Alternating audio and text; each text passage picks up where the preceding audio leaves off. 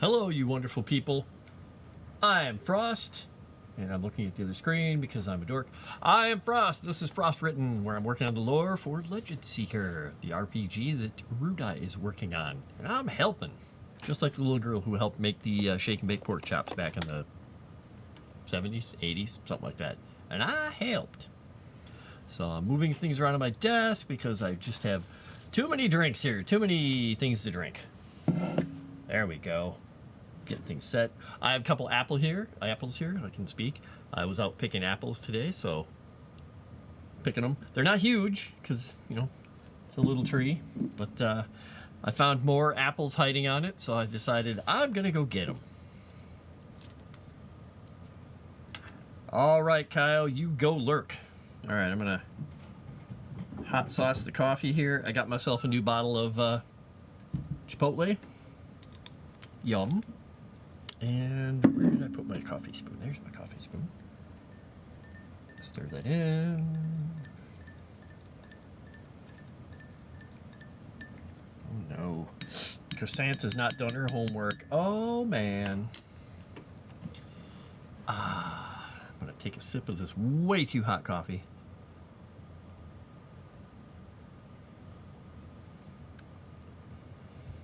I didn't lose too much of my I don't know, the skin off my tongue, inside of my mouth. Not bad. Anyway. Ooh, you should get some food, Croissant. That is a good idea. Eating food every day. I recommend it. Unless you're on a fast, then don't. Anyway, so. Spikes his own drink, but uses the wrong stuff. Well, I could have put this stuff in here, but I'm just in a hot sauce mood right now. What was I saying? Oh, I'm gonna work on the a little bit more of the cat market. I was inspired today because at lunch I laid down on the couch to watch TV for a bit, and Calvino decided I want to come in, and he and Kibble were sitting there at the door just staring at me. So I could feel their eyes on me, and so I let him in. Calvino snuggled right in here and put his head under my beard and fell asleep and just started snoring, which is always fun. But since I was laying on my side on the couch, Kibble doesn't like laying next to me unless she can curl behind my legs. Or if I'm on my side, she lays right here. Like if I'm laying down, she just lays right there, puts her head down, and goes to sleep. So today I had her up there. I had my arm down and around her, so she was snuggled up in the crook of my arm over there with her head over. Calvino snuggled in here, and I'm watching TV. Like, this is gonna be fun to get up from in about 35 minutes. But it was a good lunch anyway. Purring sleeping cats is a good way to relieve stress. So yeah, that, and Vijay was here early in the chat, so I'm like, it's all cats today. It's all cat market. So we're going to go back to the cat market, the massive open-air market in the Azure Kingdom, in the desert, or the Sapphire Sands deserts. So the cat market is a massive open-air market with a sprawling city growing around it. This is what I'm changing here. Around it.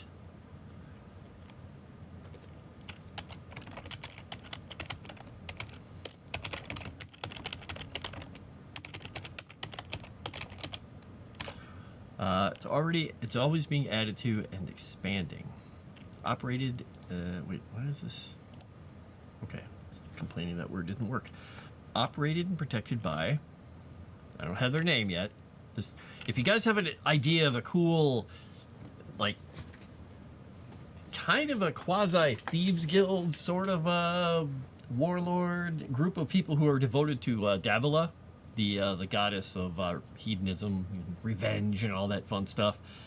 They are the ones who kind of oversee and protect this. So they're kind of criminals, kind of lecherous people. They're all over the place. They're very hedonistic. So they're not all bad. They just tend to like pleasure. And cats are sacred to these people. And this stop on the trade road has just become, because of the water and everything else near it, and its notoriety, it's just gotten bigger and bigger and bigger, and it just keeps increasing in size. It only sells cats. No, Scrap Hermit, it doesn't only sell cats. It sells all kinds of things. Cats are sacred there. You can't buy the cats. And if you hurt the cats, they will talk with you. Protect, enforce, and profit from the trade that goes on there. Alright, cats are a sacred animal to both Davila and Mordecai, and as a result, the market and city are overrun with them. Considered bad form to harm or harass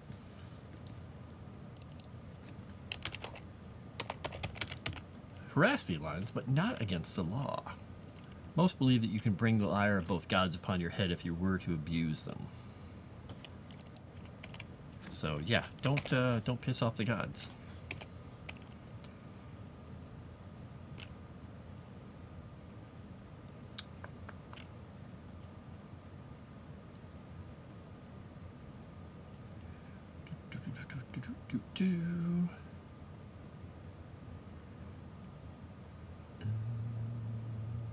Let's see proper here.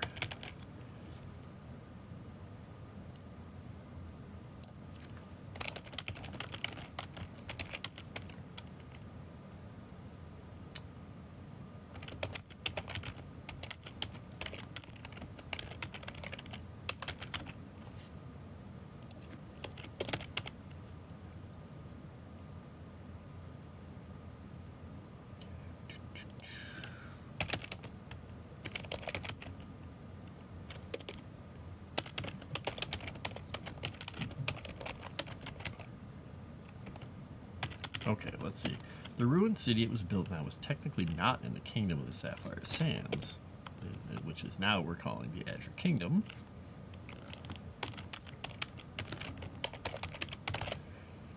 The Azure Kingdom, rather in an area that lacked.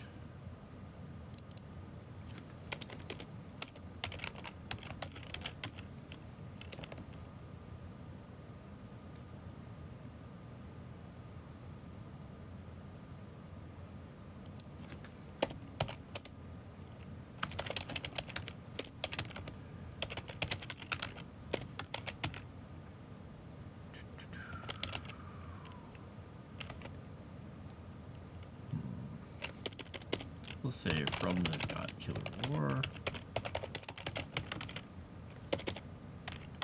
Oops, God Killer War. Rulers. Okay.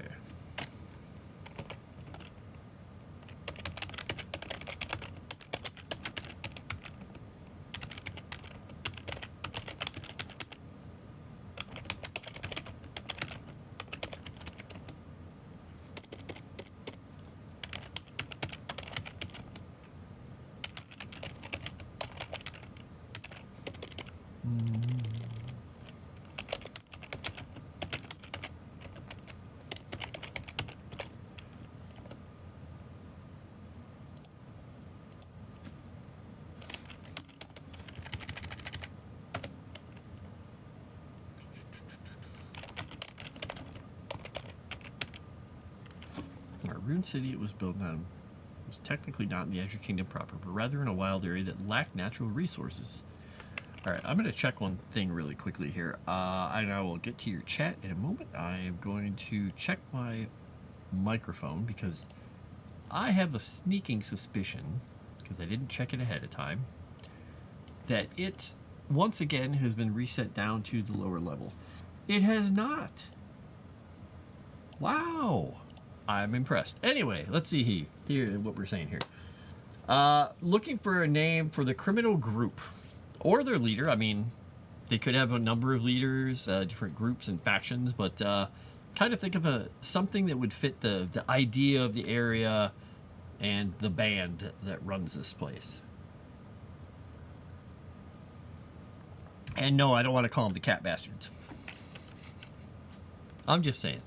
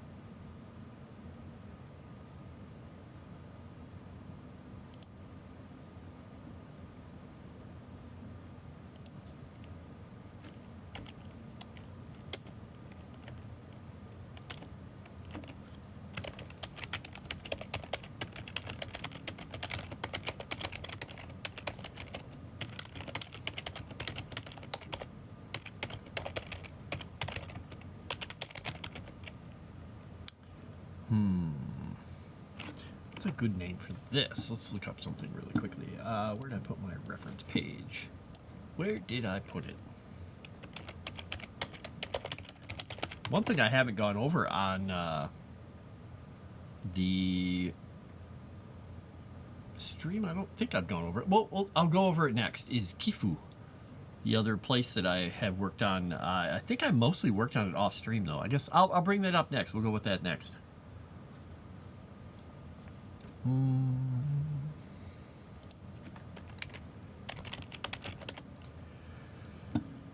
Remember that all you need to do to complete the assignment is one action to get you closer to finding a partner. Closer to the pool, no requirement to dip your toes in. It's all Chrysanth's fault. Well, now, here you go. The JJ. She's started showing up on streams more. That could be a step towards it. Huh? She's visible to the internet.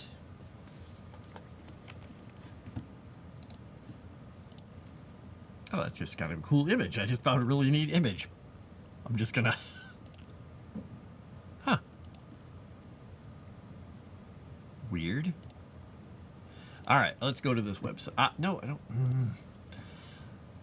Sometimes I don't like websites. Alright, Encyclopedia Britannica. Help me. And don't tell me that you want me to spend money on it, because I don't really want to. Because I could go over there and dig out my encyclopedias. Oh, that's an interesting name. Ordered alphabetically. Alright, so this is new. This is not ancient. Okay. Got it. I'm like, these all sound very not Egyptian. Let's put ancient Egyptian in the search. It's all, you're back with food. Oh, we're just talking about you, Chrysanth. It's nothing big. No big deal. Don't worry about it. It's okay. All right. Ancient Egyptian. Topology. There we go. Cities and regions of ancient Egypt. Because I'm also looking at Mesopotamia and things like that too. Okay, that's an interesting way to put it.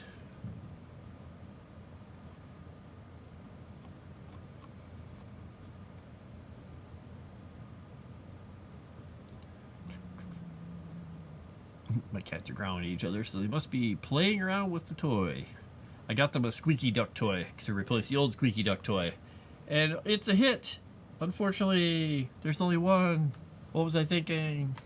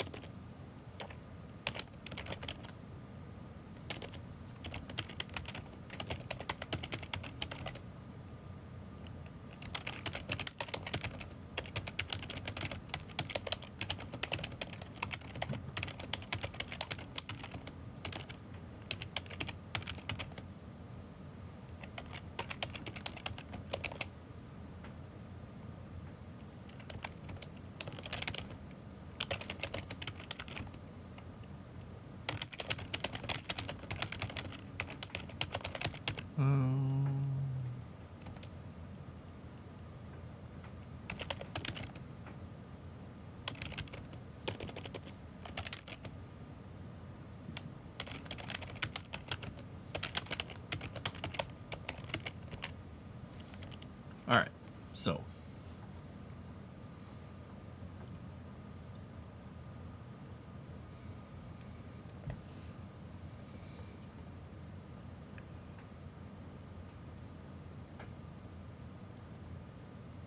Okay, I'm gonna have to rewrite this because our train of thought did not translate well into good sentences, but it works. It's there we go. Let's see. I'm driving. Don't scare me. Ah! Being visible and participating on stream works. I'll take it. Oh, look at that.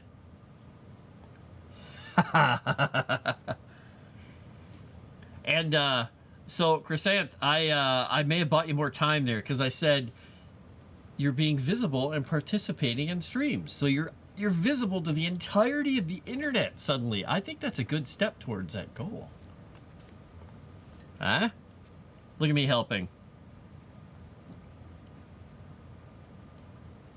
A checklist app? Oh no. Oh no. She's obsessed. Checklist app. We'll never see her again. She's going to be spending so much time with the checklist, she's not going to do anything but check the checklists. It's old people.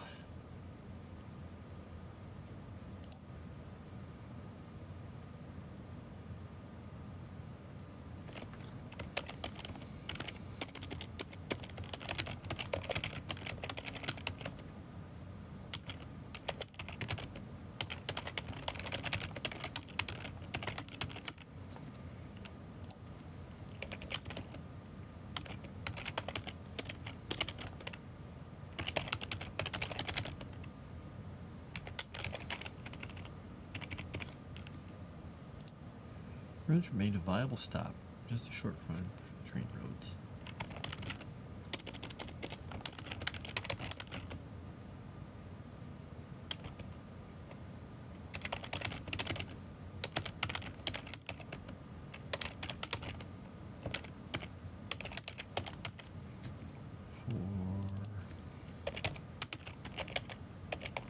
I'm using the word unscrupulous. Scruples.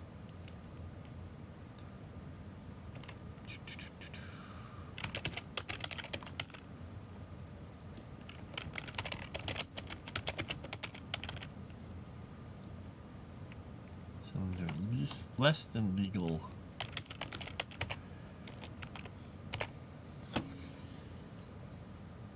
Technically never in the Azure Kingdom proper, but rather in a wild area that lacked natural resources, ruined the original city as part of the Lost Kingdom. Way, which had numerous coastal cities, all of which were lost in a colossal flood, with this city the one left standing. Rumored to have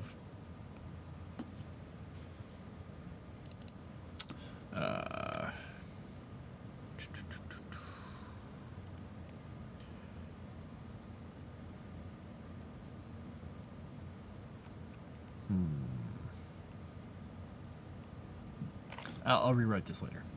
I just want to get the ideas down.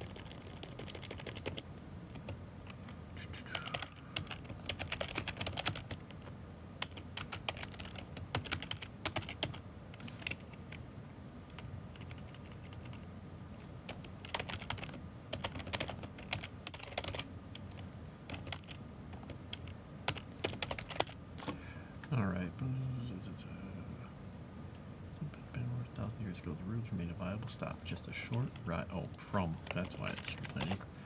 Main trade roads. Its close proximity to the main road through the edge of it led to it becoming a home for unscrupulous merchants and their less than legal wares.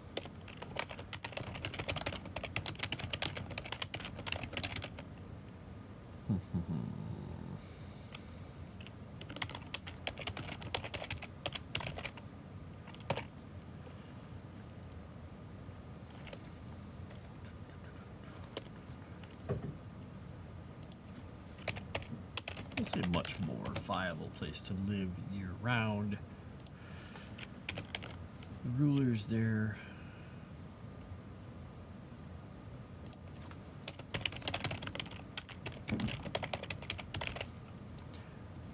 exist in Aussie's peace and profit.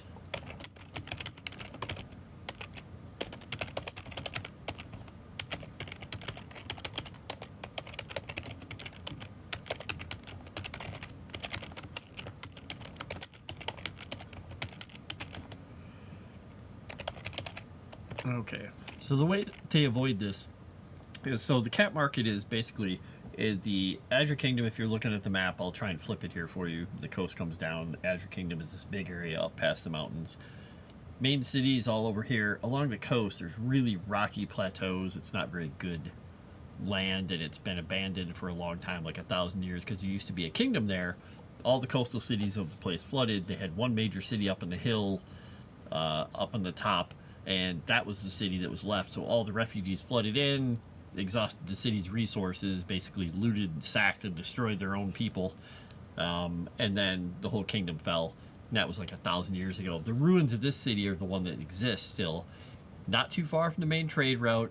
That's why the merchants come along. They wiggle off up into the hills and the plateaus off the main trade route that leads to the Azure Kingdom. They can go up here and they can buy some less than legal things that you can't find in the Azure Kingdom. And these criminals work there, and they have an uneasy truce with the kingdom because they are just like, every month, here you go, here's a gift for you, here's a gift for you. So they can have their little quasi-hedonistic criminal enterprise out here because the Azure Kingdom makes money off it, and they don't cause problems. If nothing else, they actually cause fewer problems because they also want the trade route to be working. Up till that point. After it goes past them, they don't care, but they actually also patrol their own way. They patrol the route. But the cool thing is this city is like an old city built on another old city built on another old city, so there are levels of this thing that go down and down and down. All right, let's see, what do we got here going on?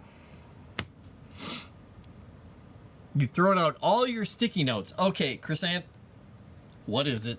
Let me know, because now I'm going to get...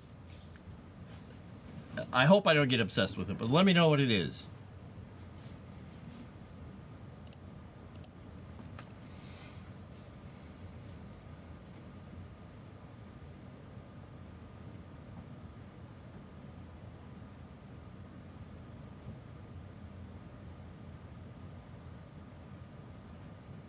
Interesting.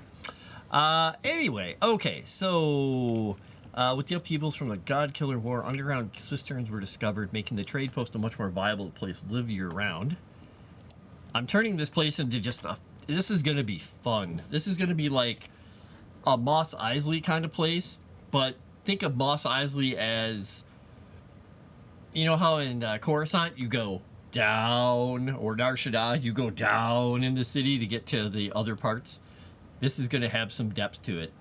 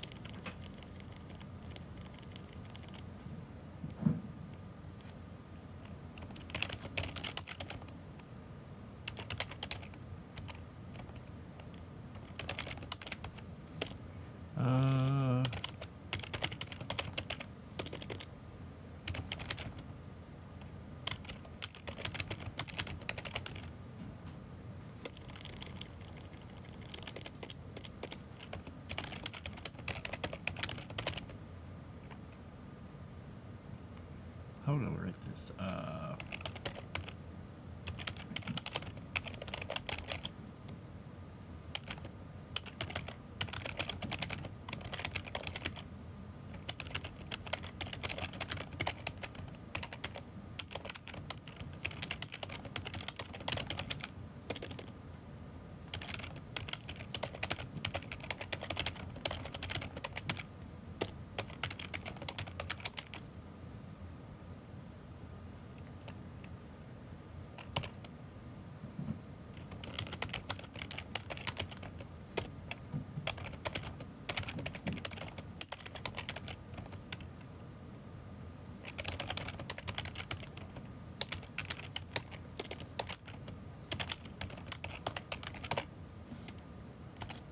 All right. The mud flood. Would you rather fight a lynx or a badger? Jeez, that's a great question. The only thing I would say is I think I'd rather fight a badger, even though they're terrifying little bastards, that I might have a chance of getting up in a tree away from it. Kind of, not quite a hive city. If you think about this, like there's a plateau they're on, and inside this part of the plateau there is like almost an old cenote, but not a wet one, and it's not perfectly round or anything, but it's a crack that goes down through the ground that used to connect to something probably, but over the years it's been just built around. The city was built around it, and there are bridges across the whole thing, and the city kind of goes down levels underneath it. But now, later on, since there have been upheavals, there are cisterns down there now, so there's water. But the deeper levels of the cenote in the city and the cat market have, it's much cooler. They have, like, the sails up for shade and whatnot, and it's colorful all the way down. But as you get darker, deeper, deeper, and deeper, it gets darker and darker and darker.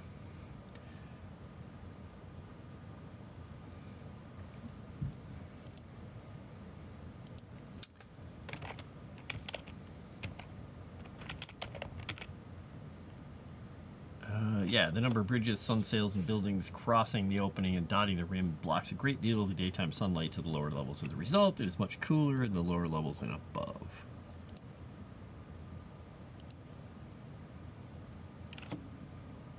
Badgers can climb? Yeah, I'm just hoping that I'd be able to climb better than them. Because they, I've seen badgers in real life. They're nothing to mess around with, and just the only reason I don't want to deal with the lynx is they're still fast. Badgers are fast, but low to the ground. Badgers are just freaking mean.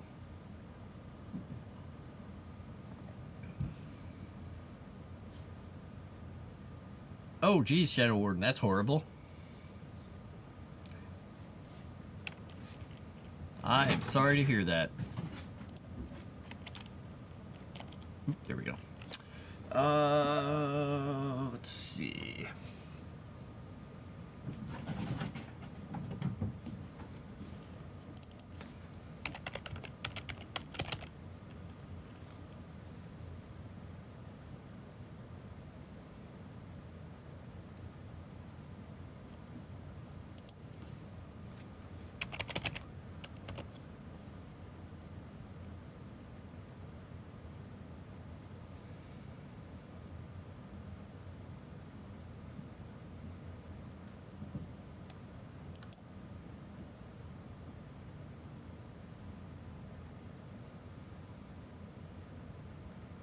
Mm-hmm.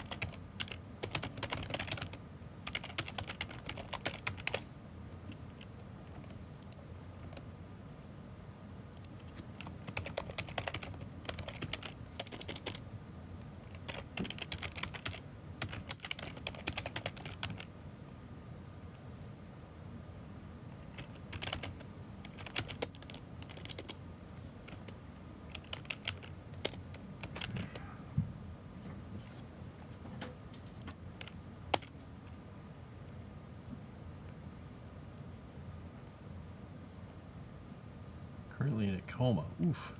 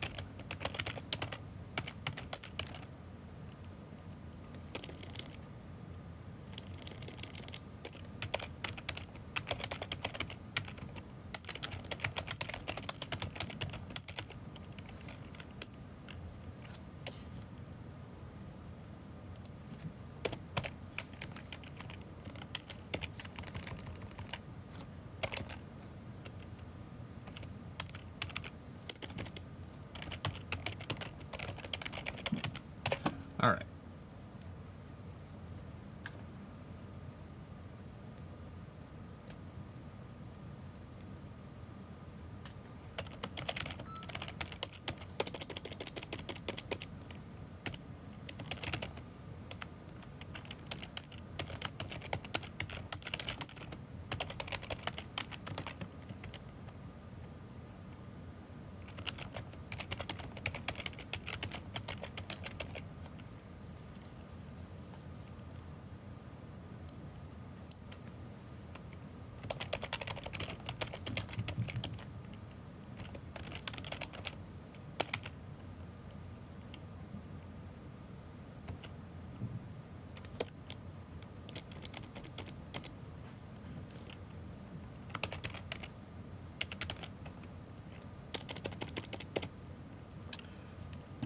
Do. 9 years out from retirement age. Oof.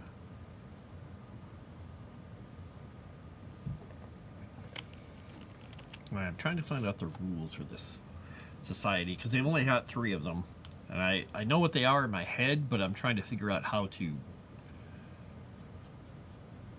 put them out in a way that people would remember them.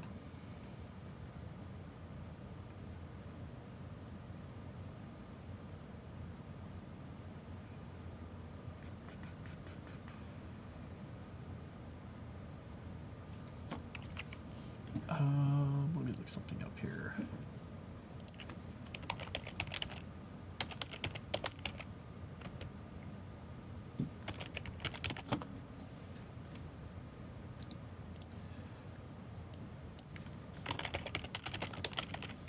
Let me look up this thing. Let's see. There we go. Let's go find what that code means.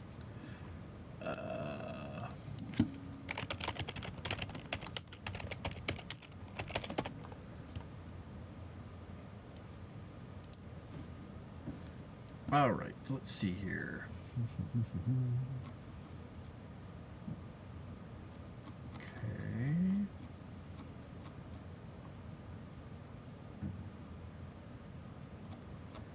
Epilogue. That's not helping me.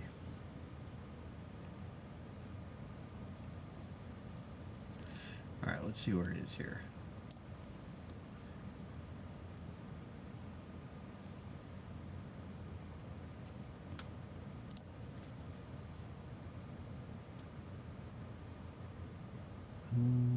Okay. Yeah, that doesn't really help. All right, let's find out where it was here.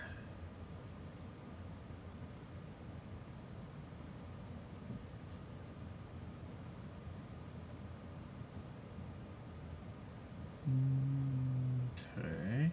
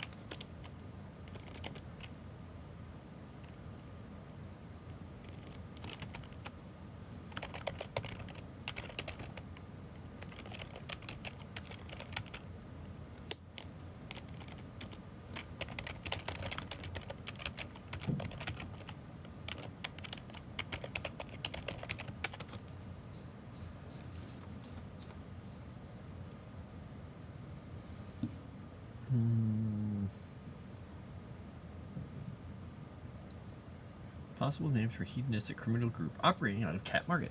Tiger Street, Lion's Pride, Leopard's Leap, Cheetah's Coalition. Okay. Interesting. And the other thing to think about with that scrap hermit is the people that are in control of this place at the cat market with all the lovely kitty cats out here in a big blue sandy desert with, you know, meteor strikes and pyramids and all that crazy stuff to go on and the skiffs that go across the desert. But they also, a lot of the people in this place worship Mordecai, who's the god of the death in the underworld, and Davila, who is all about hedonism and revenge. So, yeah, if you think about those too, while you're pulling names out of your head, you can even get more poetic. I have some in my head that I'm thinking of here. I'm just not, none of them are really sang to me yet. Oh,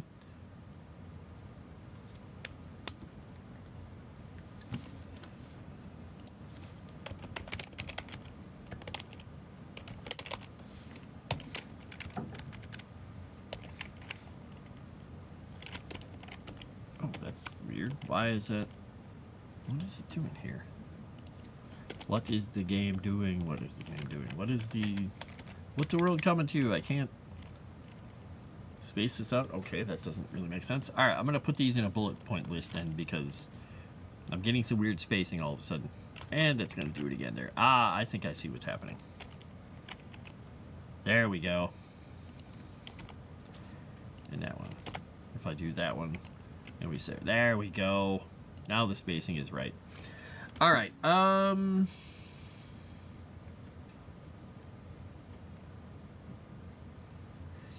All right.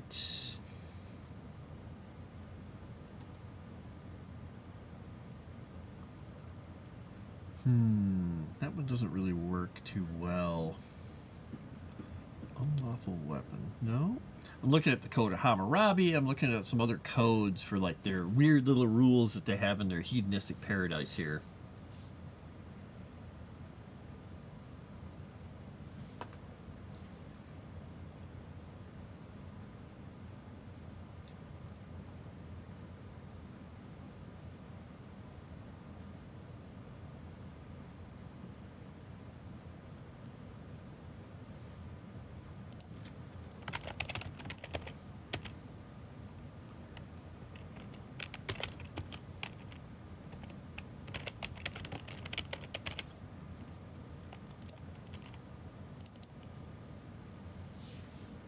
I wonder what the word, I need to look up another word here for costs.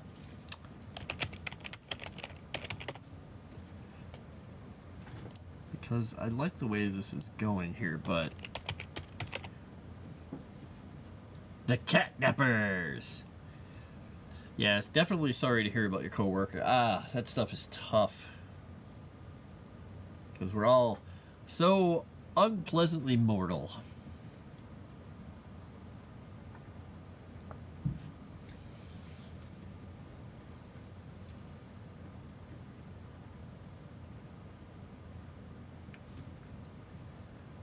Costs for, where is it here? Noun, costs.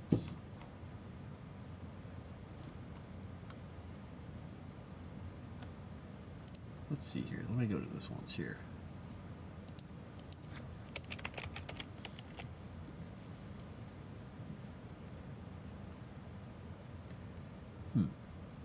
Okay, there we go. Yeah, that doesn't really work well. I'm trying to find a good word for this. Let's see. Use with an object. All right. Costs. Yeah, that works, but I want to find a thesaurus word for it.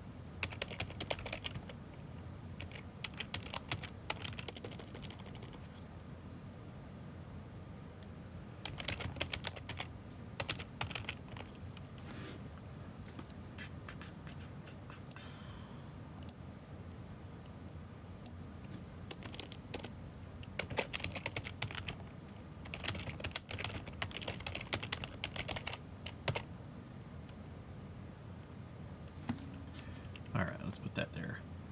Illegal catnip? I don't know. Is there legal catnip? They're legalizing catnip, man.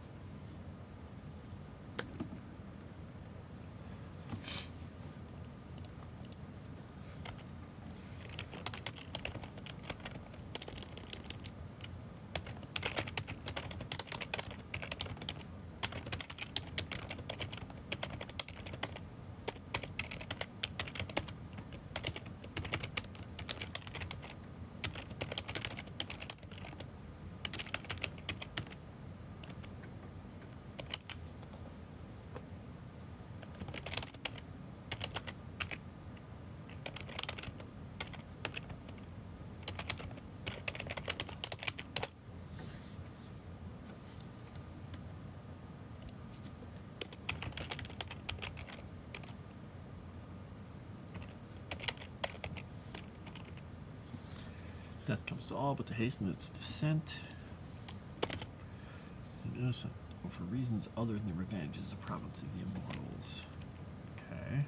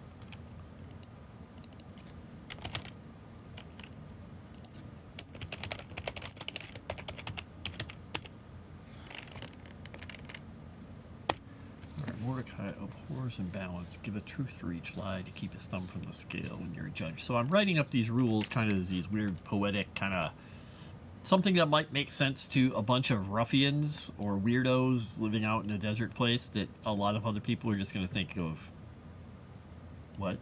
Why? That's a stupid rule. But they make sense to them. So the first one is, because they are, you know, hedonists and crazy. The first one is cheat with honor or not at all. When cheating, only do so to those of equal footing unless they have wronged you, because they're all about retribution. And if somebody's wronged you, you can do a lot of bad stuff and people will be like, it was warranted. Amongst these people anyway. Kill only in righteous retribution. Death comes to all but to hasten its descent upon an innocent or for reasons other than revenge is the province of the Immortals. And last one is one lie for one truth. Mordecai abhors imbalance. Give a truth for each lie to keep his thumb from the scale when you're judged. And that was just kind of a fun one, so, you know, you can bet if you're dealing with people there that most of the time, if they tell a lie, they're also telling a truth somewhere in there.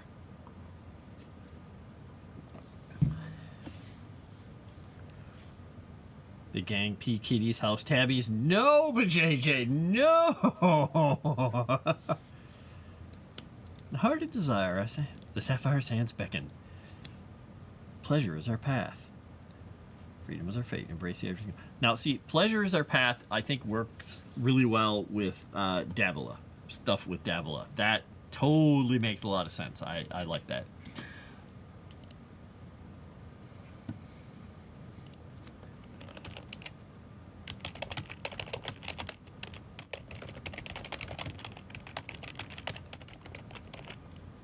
Oops, how would I not type that with all capitals?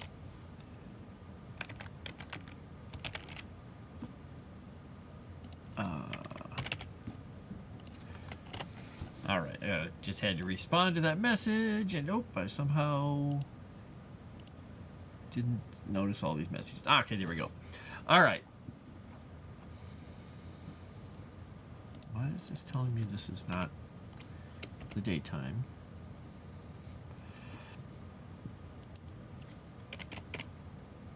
guess we'll go with the day's sunlight. Ah, there we go. Okay. Alright, the great rules are as follows. Cheat with honor or not at all. Kill only in righteous retribution, and one lie for one truth. Alright,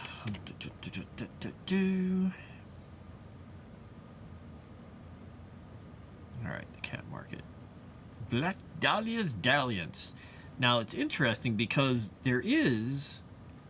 I have the Black Dahlia written down here specifically because I've always just loved the name, even though it's, you know, from the old murder.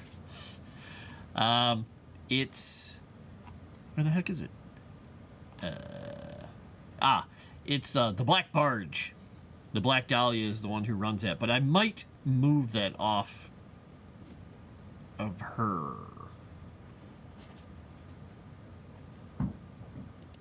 I might move it so she's in the city somewhere.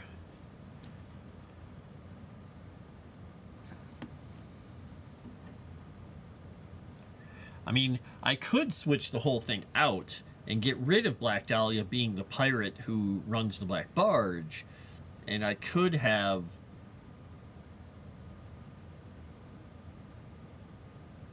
Or... I just thought of something here.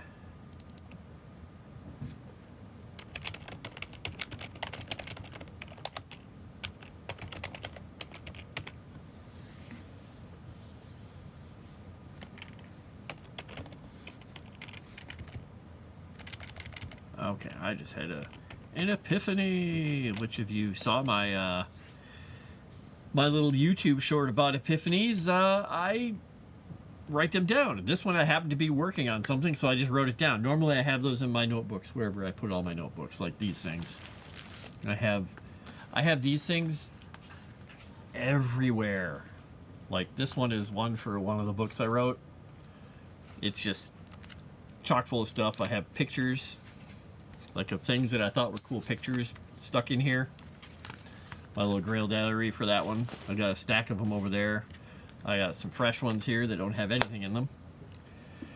I've got some much larger, like the old, the ones you would eat, not, well, you might take a test in them, the black and white cover, the kind of cardboard covered little books with a lot of notes in them.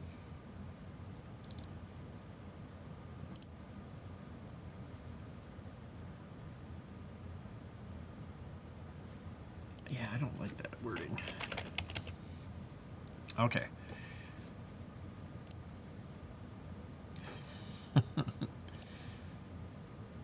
Bam.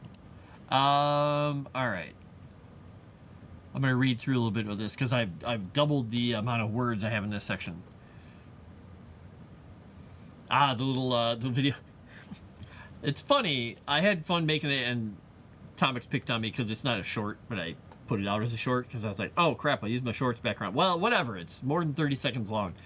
But I had fun with it because I got to throw the Blazing Saddles clip in there. That was fun. You know what's weird, though, is I don't do a lot on my YouTube channel. And some of those videos, they get like 20 views, something like that. Because I have like almost nobody following me there. I'm going to be working on that soon. I'm going to try and get more people to go over there. So yeah, if you go over and look at my link tree, you can find my YouTube channel. You can follow me over there. I put up the video for Max Attack, when Max was like crawling up my leg trying to get attention while I was picking apples, and that got a bunch of views. It got more views than my writing videos. I put up the video about the squirrels. That thing got like 600 and whatever views in a tiny little span of time, which for me is like crazy because I never have any views on my videos. And I think it's because the thumbnail was a squirrel with the nut in his mouth, and I had the little red circle sticker around him. Or I used really good tags. I don't know. But that thing got like 30 times the amount of views I normally got. So it's just, it's got to be all squirrel content, obviously. Revel in the rhythm of now. The moment we live, let us find our grace, for tomorrow's a dream and today's our space. There you go. Bam! Oh, thank you, Crescent. That's very nice of you. Let's see, what we're we doing. Cat Market. Alright, it's a massive open-air market with a sprawling city growing around it, always being added to and ever expanding.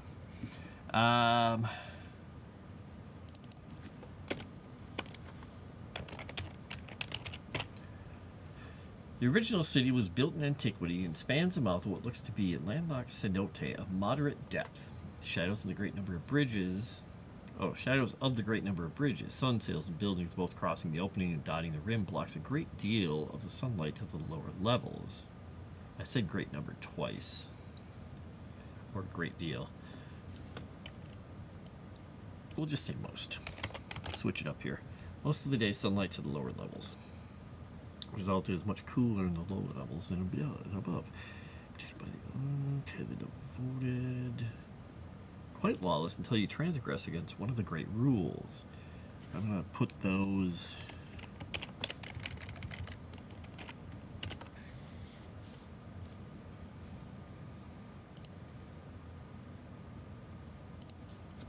Let's see.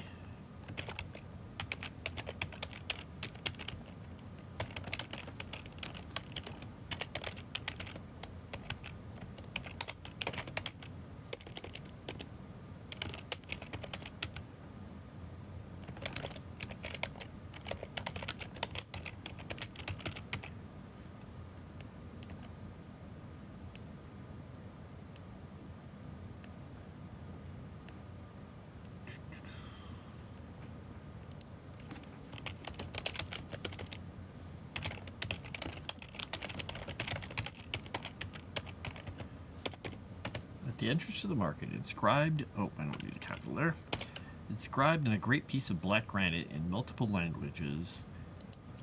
The great rules are as follows. So you can't miss it when you come in, and they have it inscribed in a whole bunch of languages, kind of like the Code of Hammurabi or the Rosetta Stone.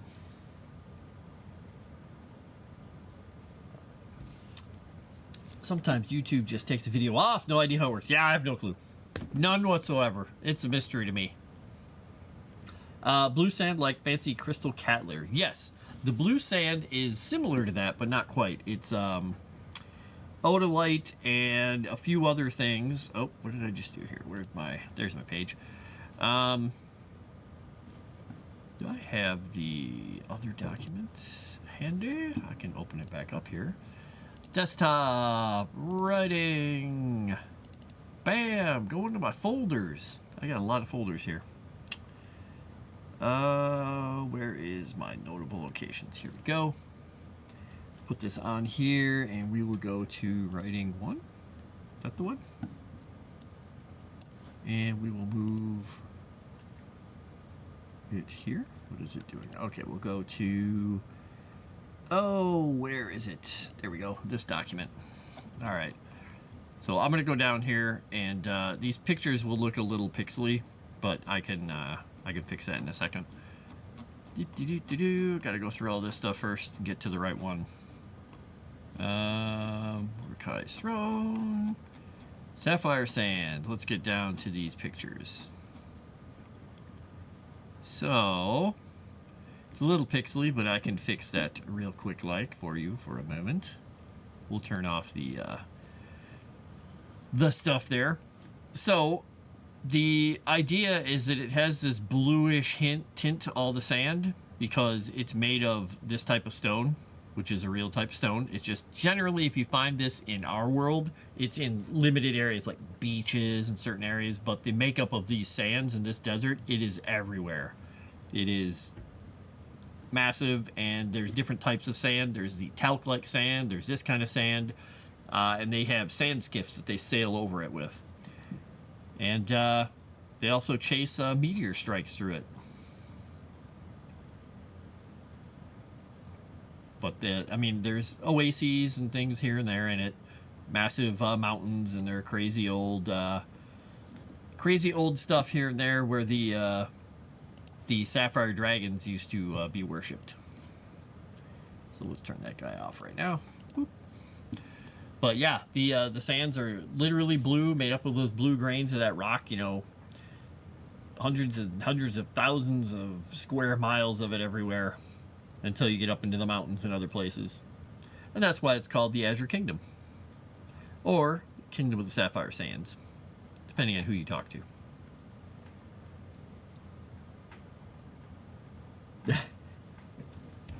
Arrakis? I hardly know her. I don't know. I'm trying to make a joke. It didn't work well. Anyway. Alright, so... Alright. Minor offenses that are frowned upon in most civilized cities are ignored here. As such, wise visitors are usually armed and travel in groups. The entrance to the market inscribed in a great piece of black granite in multiple languages. The great rules are as follows. Cheat with honor or not at all. Kill only in righteous retribution. And one lie for one truth. I'm not a smart man. But yes. Let's see. Cats are a sacred animal to both Davila and Mordecai, and as a result, the market and city are overrun with them. Considered bad form to harm or harass felines, but not against the law. Most believe that you can bring the ire of both gods upon your head if you were to abuse them. The ruined city it was built on was technically never in the Azure Kingdom proper, but rather in a wild area that lacked natural resources. It's rumored that the original city was part of a lost kingdom called Ambwe, which had numerous coastal cities, all of which were lost in a colossal flood, with this city, the one left standing, is rumored to have fallen under the weight of its own people as refugees poured in. The city was said to have been abandoned, and this is the part I'm going to rewrite because I just did a huge lore dump out of my mind as I made it up. The city was said to have been abandoned more than 1,000 years ago, but the ruins remain a viable stop just a short ride from the main trade roads. Its close proximity to the main road through the Azure Desert led to it becoming a home for unscrupulous merchants selling their less than legal wares, all right under the nose of the Azure Kingdom. With the upheavals from the God-Killer War, underground cisterns were discovered, making the trade post a much more viable place to live year-round. The rulers of the Azure Kingdom exist in an uneasy truce with the free traders for the sake of peace and profit, a share of which they surreptitiously receive from the cat market each month. Nearly anything can be bought in the market if you know who to ask, from slaves to weapons, magical items to mundane spices. If it's worth something, you'll likely find a seller or a buyer for it there. Alright. So I want to go on to a couple other things that I'm still formulating in my mind. So I think what I'm going to do is go on to talk about... here, if I can find where I put it. Well, here, let me turn on my navigation page and find it. Kiru. As I try not to hiccup. Woo. I know nothing about Istanbul. I'm really bad at knowing anything about Istanbul and Constantinople, other than that, you know, Istanbul, not Constantinople. This is basically supposed to be a libertine, kind of a pirate city, but a desert market stop, where they're kind of outside the law, but they pay off the people in the kingdom nearby. And I also have to mention that they also patrol the road, in addition to other things.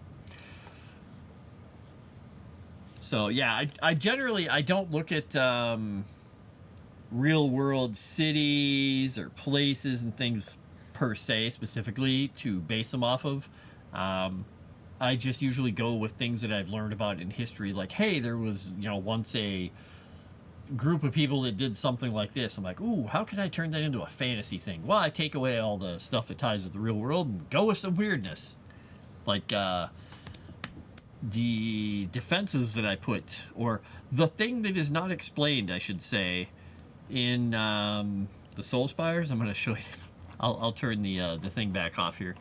And this is something I'm working on the side, because I have the idea and I know what they do, and I've talked about them before, but I've never gone into great detail about them, is the tolls. And when you think about it, it's a huge line. It's the tolls, like a toll line. But these things stretch along the border of the area in the hills near the Soul Spires. And like, this is the place where all the big battles happen, and there's a lot of stilled soul forge. These things are in a line, and wizards go there all the time trying to plumb the ends and the depths to try and find out what they're blocking. because they can't figure out who made them or what created them, because it seems to be keeper's magic, which is the people who made the god. So if you walk through or walk by them, it reveals the inner emotions, the demons, all the failing, crushing wrongs they've ever committed, all the good that they never did. It basically just peels their psyche back, exposing them to everything that they have ever done wrong. And supposedly there's a legend that a paladin of Ariel strode through the barrier during the God Killer War just after the Soul Forge were freed. She was on a mission for her goddess, seeking information on a way to free the Soul Forge from their imprisonment in their shells. What she found beyond the tolls is unknown to mortals, for her tales appear to end there. No one knows if she actually made it through.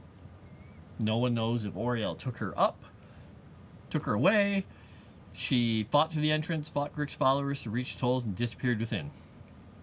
And wizards come here and just investigate. So there are camps, like archaeological camps around here, but none of them have gotten past the first one. And I like just putting these things in because we can use them later for adventure hooks. Which is why, I did all that stuff on the Umbral Atoll. Why not ducks instead of cats? Cats are fairly honorable in nature. Ducks, hedonistic and ruthless. Well, because ducks don't work well in deserts. Desert ducks, I don't know. Desert cats, however. Istanbul is the stray cat capital of the world, where mistreatment of cats can get you in big trouble compared to the U.S. Cats will climb on tables, eat food you've ordered for yourself. Very nice! Except for people who paid for that food.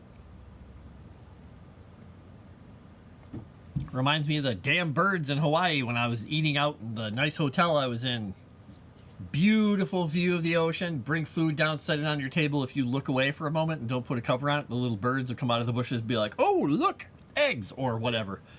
So when you walk away from your tables, the servers will like stand there and kind of just look and make sure the birds don't come after your food.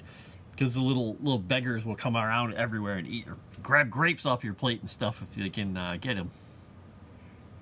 But they're okay with just shooing them away. I mean, nobody's gonna hit a bird out of the air unless they're a cat. All right. So anyway, let me close that thing. The thing I was gonna go on to next is a little place called Kiru, and I'm going to bring up the map here to remind myself, and I'm pretty sure I have this properly set up right. Let's go up to the map. Yep, map should be showing. Wonder Draft loading. So this lovely little peninsula over here, without names or anything on it, down past the Soul Spires, Sapphire Sands are up here, the main cities. The spot where the, their Thermopylae, where nothing can get through the mountains except through here, is here. The cat market is over here. I have a different icon on it, but their main city is up here, and there's another city there which is going to be moved. But this was me just playing around. Anyway, this place down here is Kiru, which is temperate, forests, mountains and hills and all this crazy stuff, down in these beautiful bays, and then it gets more and more lush and more green and more jungly and bamboo-y as you go down here, because it's like this is down to the equator. And it's quite a wild land that I have put there, because it is, if you take some of the eastern kingdoms and lands that you know of now, and some of their brutal pasts, mix that with the idea of just fantasy barbarians, you've got a good idea of how primal this place is. And this is one of the only kingdoms that completely refused to get involved in the God Killer War, rebuffing all of the people who came to treat with them, even the gods' messengers. They were like, no, we are fighting amongst ourselves for supremacy. We don't care what you're doing out there. They did suffer from the God Killer War because it messed up the whole world, but they did not want to partake. Sounds like hell with cats like that.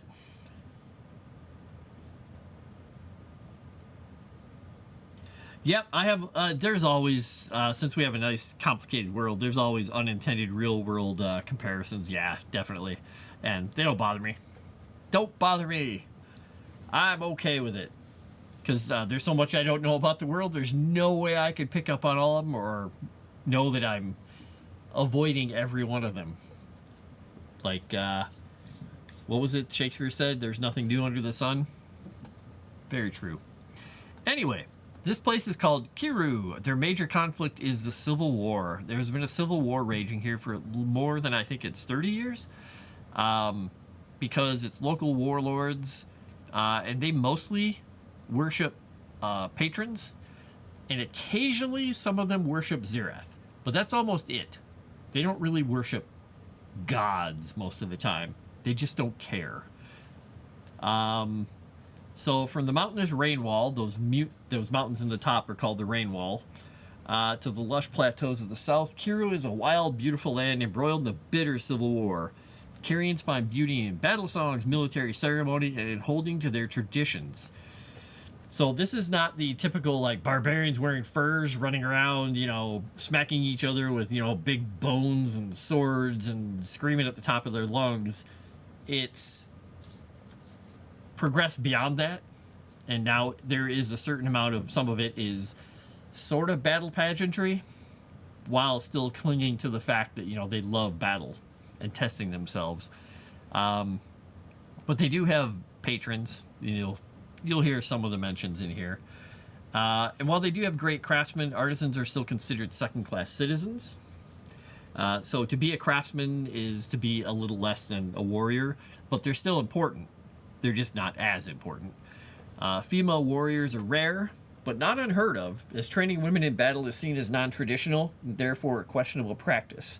And it's not that they don't think women can fight. They just, in their traditions, women generally haven't. And they're like, well, they just haven't. Well, why would we change our tradition? So, traditions! Though drawn to war, conflict, and of testing oneself against adversity, the people of Kiru, by and large, did not participate in the God-Killer War. Their internal conflicts held their attention. Their desire to not treat with the gods of Erudi kept them neutral on the world stage. Grix's envoys have been sternly but politely refused, as have those of the allied gods. Only the tenets of Zirath, the god of war and fire, ever piqued any interest in the barbaric folk of this land. Sounds like hell with cats like that is what you said, Dave? Okay. Most of the cats are more respectful than that and will ask for shop orders and leave food bowls out on the front door. Ah! Cats that are brazen are just an example I saw. Oh, okay. R. Kelly, hail! You know, I should be checking Kick here. Oh my gosh, look at all these Kick people. I missed a bunch of Kick stuff. Wow. Levistro. Wow. Bad. But hello, Daxie. Hello, Chrysantha over there and Kick. And hello, Levistro. I'd have her... let her have a module date. Mom looks up too. Ooh. Ha! Module dates are good, though. Hedonism. Hedonism bot. I apologize for nothing. Hedonism bot. Hello, Bianca. Sorry I missed you guys all over there. I clicked on the wrong... I was on my Thesaurus page instead of the Kick chat. Oops. Sorry, I apologize. Alright, so... I had a lot of fun playing with this place here. The barbaric clans wage warfare upon one another as the world teetered on the edge of an apocalypse, focusing on their own aspirations and doing their best to ignore the upheavals in the cosmos. Once the God-Killer War ended, Kiru's borders were beset by hopeful refugees looking to find unravaged lands. They were met by implacable defenders who drove them away without mercy. So they're like, yeah, you're not coming into our kingdoms. No. And they just drove them away on all fronts. By boat, by land, anything. Kiru was also never a part of the Agrian Empire, having refused repeated offers and warnings to join them. As the great empire receded during the later years of the God-Killer War, the Kyrian warlords consolidated their power and military might on their borders, preparing for the Orcish invasions they believed would come. They didn't come, because the Orcs actually had been forced out of the Godlands by Grix's defeat. With little to no outward threat to counter, the warlords turned their attention inwards once again, building great castles and focusing on their lands. 30 short years ago, the balance of power in Kiru shifted with the untimely death of Okala the Bear, the greatest warlord of the northern clans. Having no legitimate heir in place, his forces fractured, their attention turning to conquest. This division sent shockwaves through the other clans, and thus the Great Civil War began. And so, at the foot of the rain wall is a place called Karth, an ancient stone defensive fort with a commanding view of the southern lands. Once the seat of Okala's power, it's now held by his son Kaga. There's another place in here, which is a really fun place that there's a few other things I'm working on with this exact place, but it's simply a place called the Tea House. It's an ancient and storied temple in the clouds that rests high in the loftiest peaks of the rain wall. The approach is more than treacherous despite the winding roads leading to it. Many who set out on the path turn back before completing their journey to the hidden vale. Those who persevere are greeted by the sight of a great stone bathhouse, flanked by manicured hot springs, great waterfalls plunging from the peaks above to feed the great lake, and the stunning tea house itself.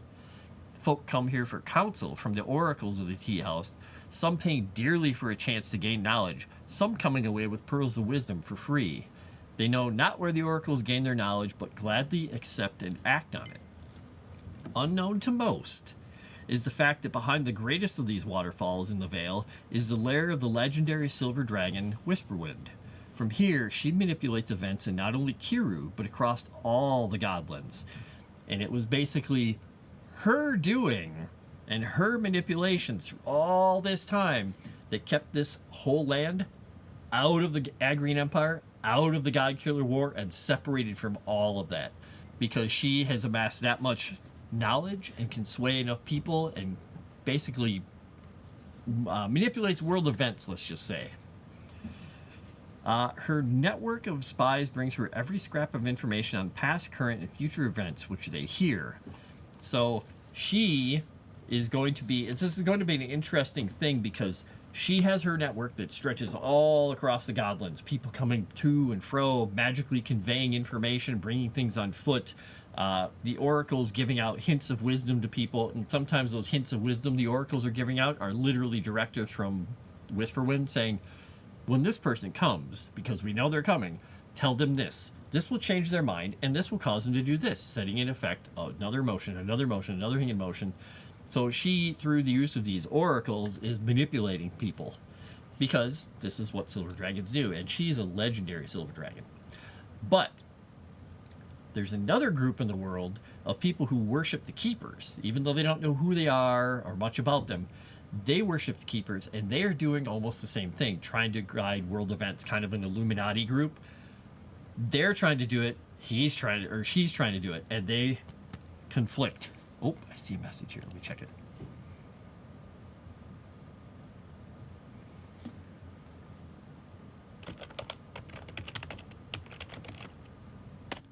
Okay, there we go.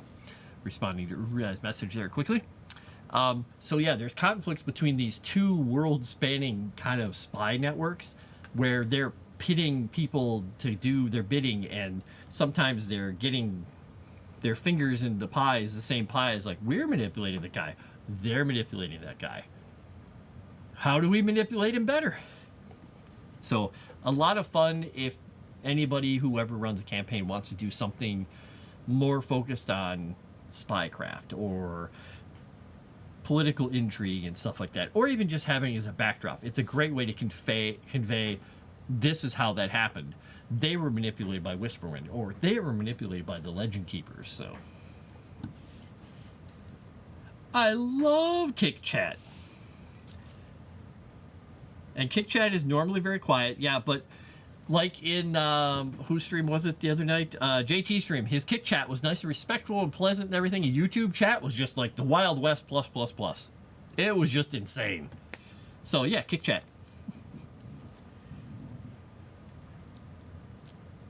Karth Onasia? I don't know what that is. I don't know what that is, Shadow Warden. Is that a person?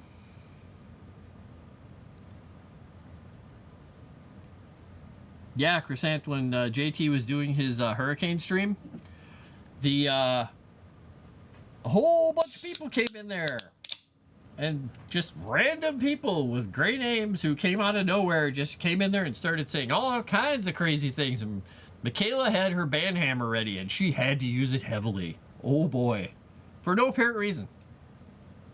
Just out of nowhere. Coming into a stream about somebody weathering out a hurricane, and we're just suddenly being like, wow.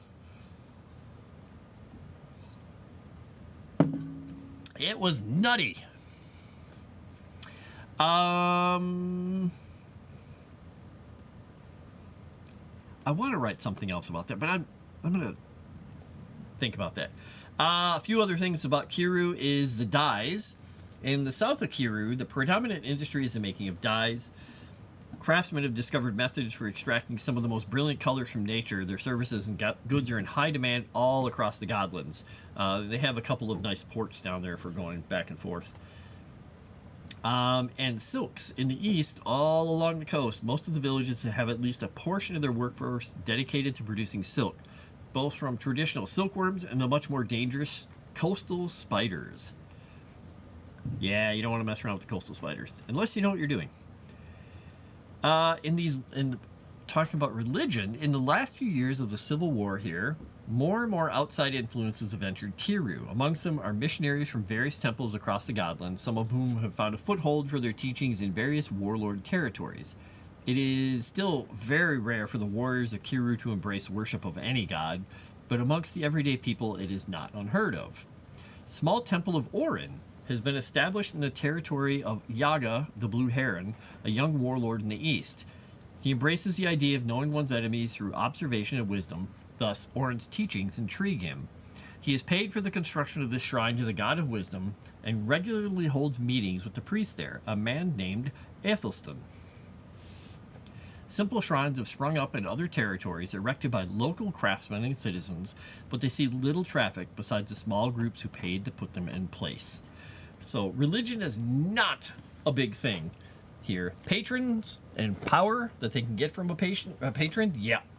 Religious worship, just for the sake of religious worship, they don't do it. Karth is a Star Wars Knights of the Old Republic character. Onassia. Huh. Alright then. Knights of the Old Republic. Oh.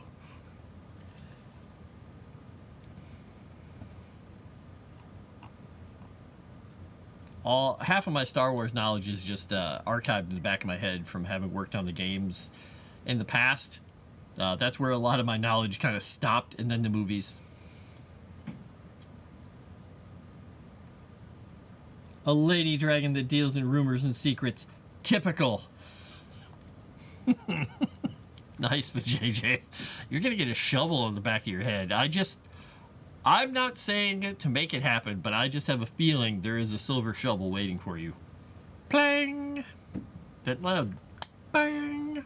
I can hear it in my head right now. Weird. All right.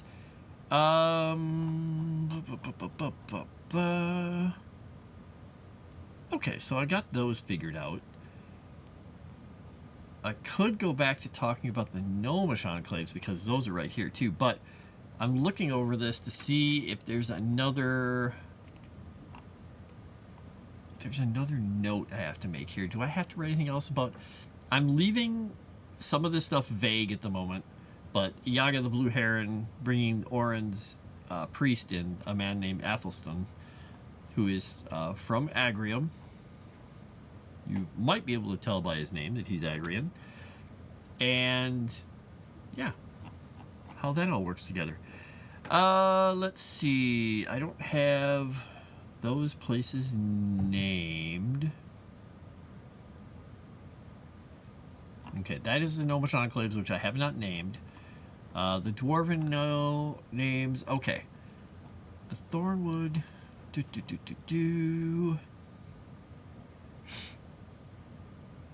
Okay, and this is in Freeland.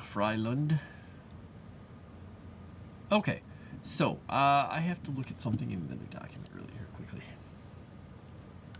Got that one out. All right, I can cut these, put those down there. All right. So, let's see. This is Seal Isle. Where? Let me quickly go to my navigation pane here.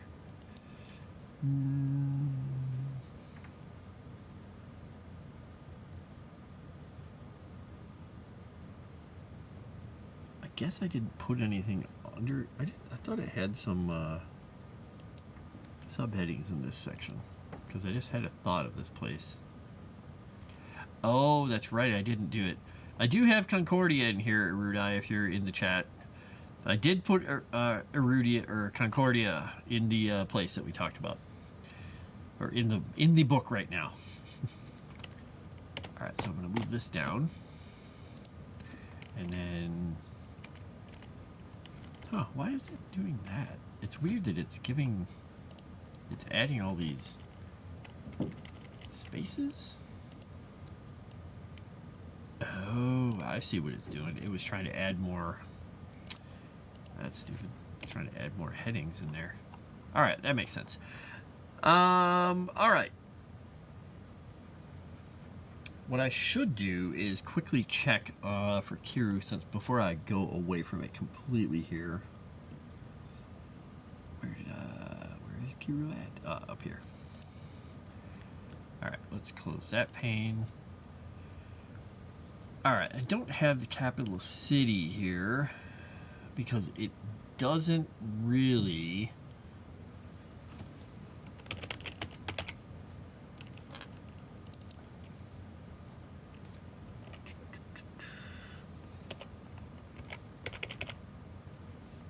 how did I do that?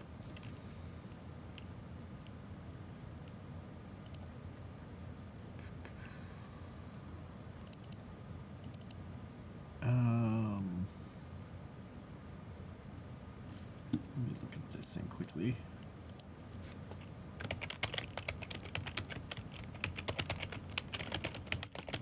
Let's see if we can find it here. Getting her Death Corps Krieg uniform, pulls out a combat shovel.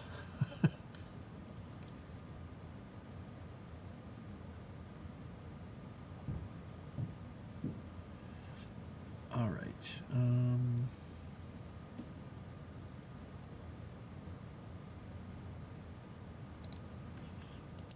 All right, so let's move this here.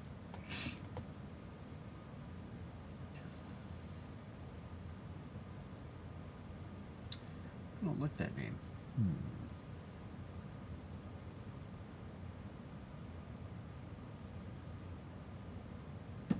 Yeah, that doesn't really make sense to me. I'm trying to find a good set of prefixes and suffixes here for their names. I don't like that one.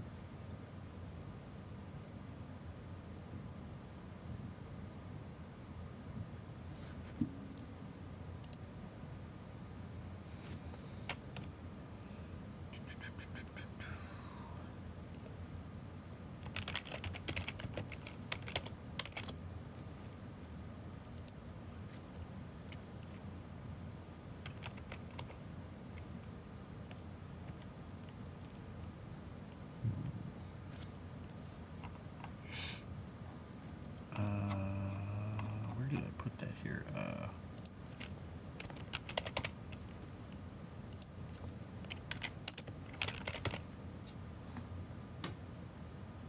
All right, there we go.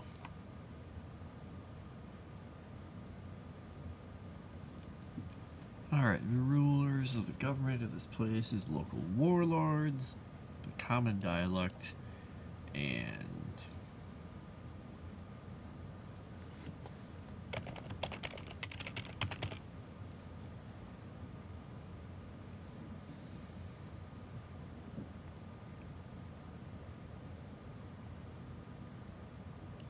all right, there we go. We'll put that in there. All right, so that is going to work. Crazy civil wars.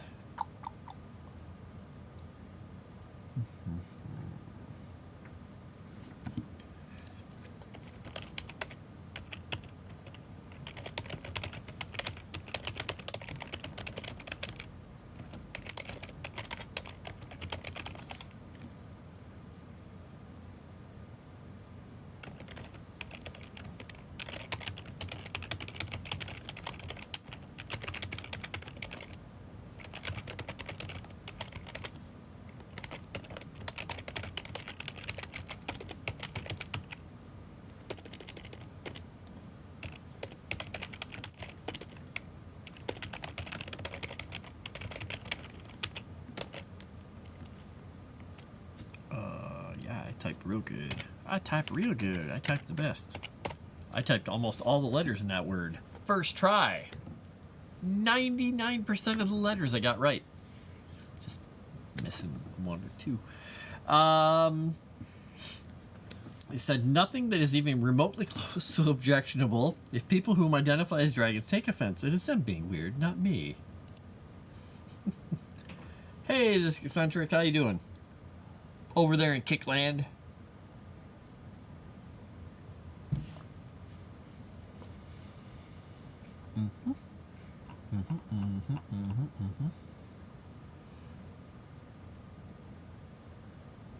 All right, so what was I going to do here? Oh, I was going back down because something just occurred to me when I was talking out loud there, because not the halflings, it's not in the soul spires, it's not the orc tribes, not the dark elves, it was the giant crofts. This was what we were on. The various giant clan forts and enclosures dot the hills and mountains across the Godlands. Some of them trade with their neighbors, others patrol and jealously guard their lands.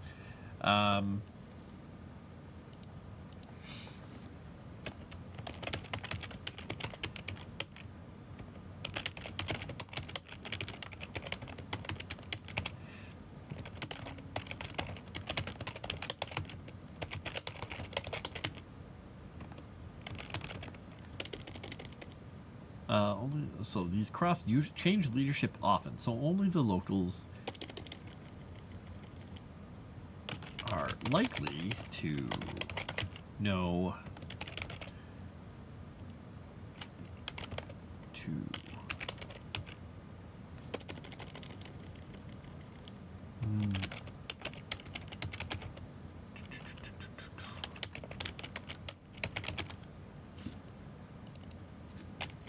temperament.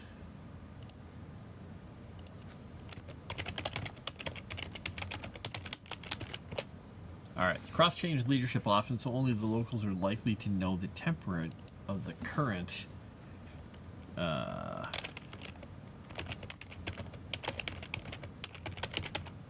head of any given croft. So the idea is that, you know, they're giant crofts.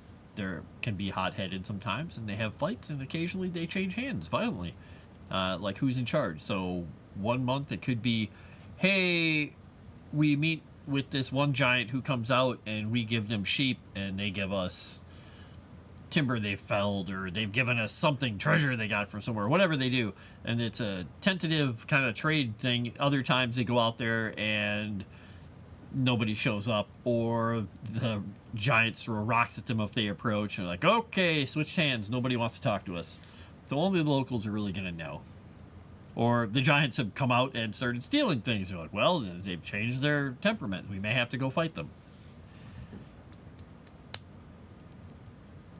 The cool people are over in Kick. Well, cool people are everywhere. But Dave, you're in both, so what does that say? Have I looked into proper engineering to implode a tower? No, there's no proper engineering. We just, you know, have this certain person start removing dirt from the corner until it falls down. It's as controlled as we're going to get. All right. Going back into Hillmouth. Most well known amongst these is Hillmouth, so named because the giants who founded it jammed massive stone menhirs into the ground around their mountain to hold entrance, and they resemble the up-jutting teeth of a massive jaw buried just under the earth. Entrance is gained via a gap between the two lower front teeth. The only way to do it, exactly. It's going to be an interesting game tonight with the Erudi. We'll see if we run around like cockroaches when the lights turn on again. We do that. Our Thursday night game is, it's chaotic. We'll just say chaotic. We'll go with chaotic. It's a nice way to put it.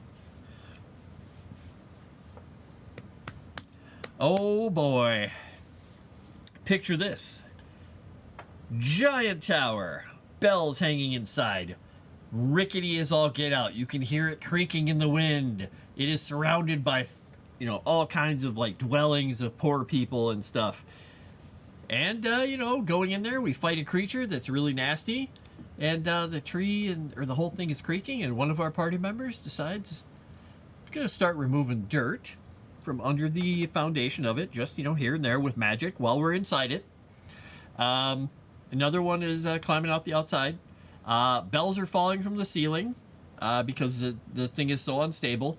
People are going up the walkways, or not up the walkways, but wall walking and climbing up the walls on the inside and the outside.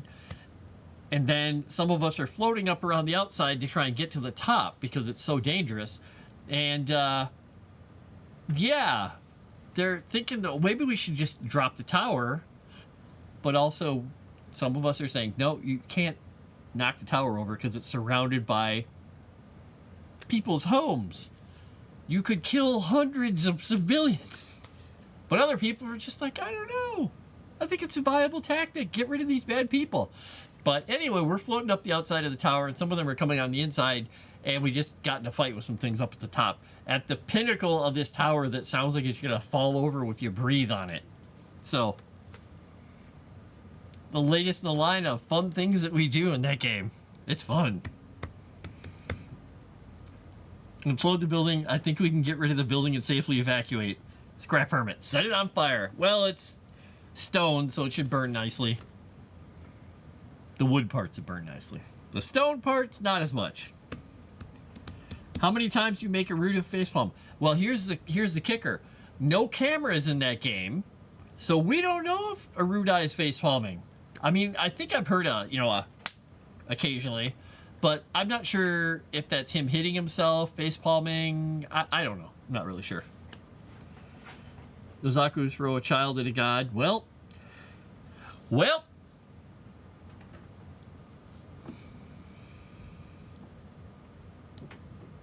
We know how Erudi will be stone burned in like the Acolyte. Okay, Dave, most of those words made sense. Not always together in the order you put them, but I think I get what you're saying. Alright, so what was I doing here? Oh, you got me off track. Oh my gosh, how dare you do that? I'm going back over some of these giant things. Moss, one of my favorite giant crofts that we wrote up. Moss is so named because of the prevalence of thick moss blanketing the entire grotto and series of waterfalls this giant clan has claimed. It surrounds Fall Water, a natural basin near the pools that all the natural falls empty into. Moss Boss is the name of their chieftain, no matter who inherits the throne. There's a grove to Arendor in Moss, inhabited by a soul forge who's been there longer than the giants, and they built their enclosure to include his grove, which they protect. The soul forged... Oops, I didn't spell that right. I got a letter out of order. Has never moved, never spoken, never interacted with them, but they often leave offerings at his feet, only to find them gone the next morning. What they don't know is that the Soul Forge is still, and a number of mischievous fae live on and around his form and delight in getting offerings from the giants. So, the fae. Sound point. Basically, we need to destroy the interior pillars, and they'll half done with walls falling. Then we need to dig holes in the corners and the wall. Yeah, that's a thing. Well, Hrolf can levitate, and he can just float away. So I think I know what Hrolf will be doing. I'm just saying. Plant explosives in the holes. Right, the explosives we don't have because we no longer have a goblin alchemist.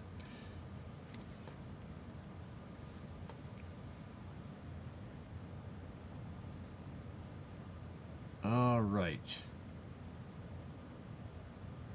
Okay, so I'm going to go back up here because I have to check a couple of things on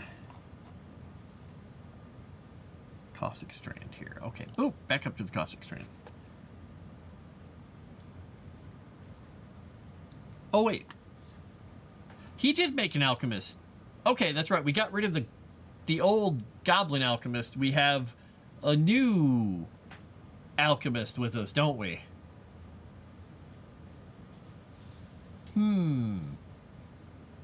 That's true.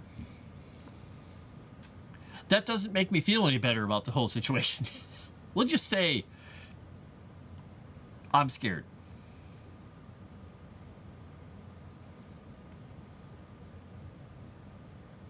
Okay, representatives, republic, dialect, common, Thalassa, and Xander. Oh, that's right. I've got to think of the name of Xander's scion.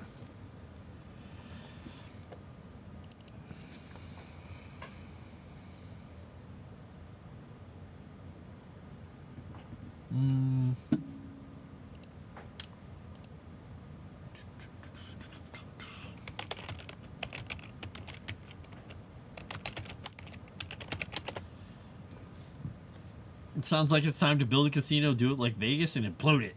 Boom. All right. Oh, that's a horrible name. All right, then.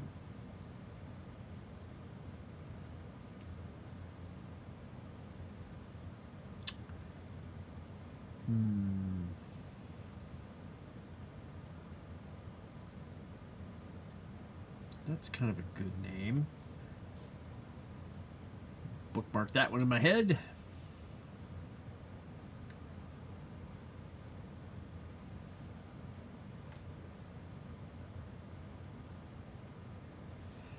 What is... okay.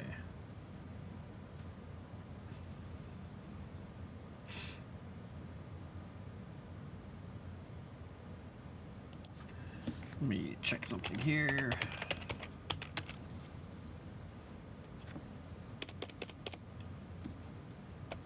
Oh. That's interesting.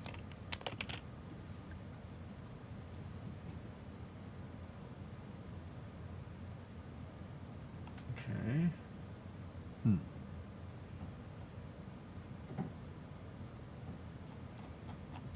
Well, those don't really help. All right, let's go to a different list here.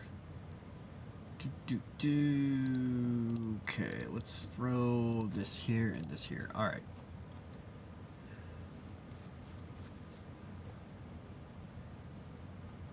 Let's go down here.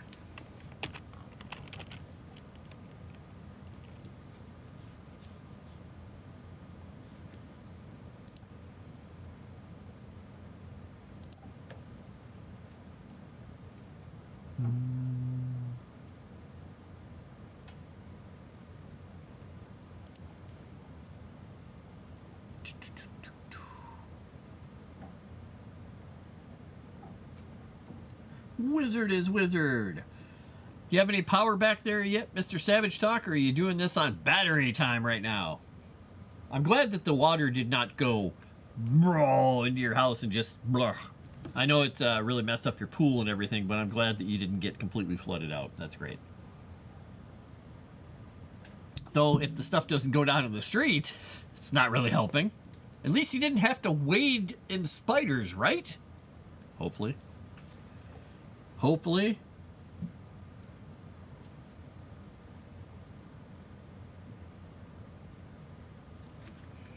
Ooh, 7 to 10 days. Yeah, I think going to get that generator is probably a good idea.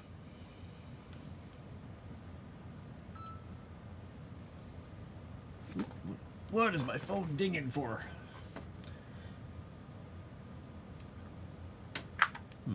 Not sure what that was dinging for.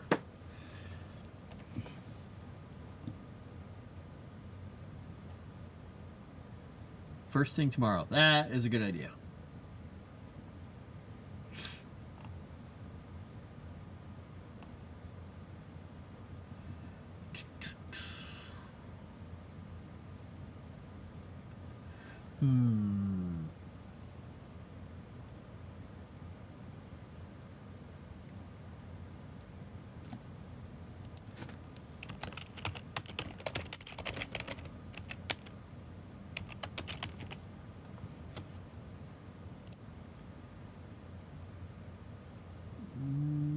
Okay.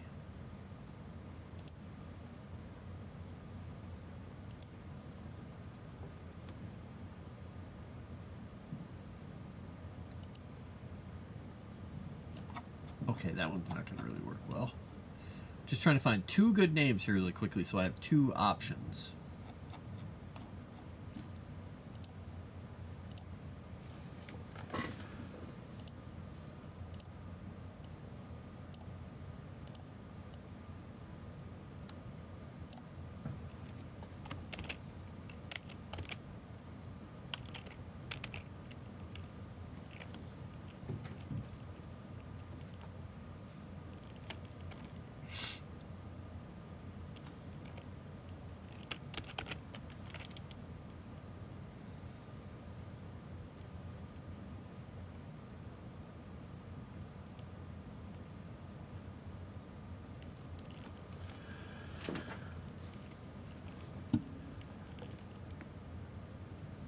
In your car, waiting an hour for food and charging phone. Ah.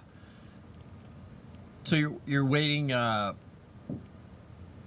you going to get food, or are you going somewhere to get food? I'm not sure what you mean there. Let's see. Can't see facepalm through all this spooky mist. Erudi needs to let us know what info he needs to reach the casting call participants through his Marco Fedo app.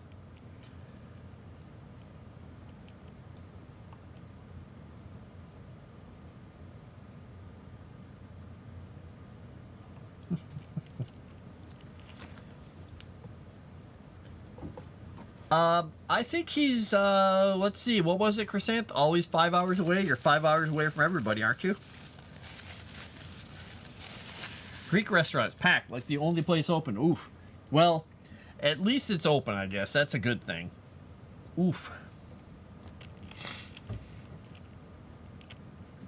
And we can't really send you anything because nothing's going to get to you. Which sucks. Oh, I should check the time here. 6:45. I got 15 minutes of writing and talking left. Okay.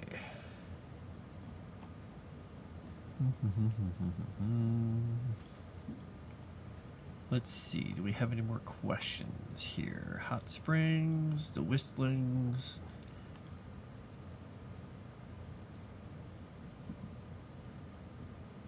All right, there we go.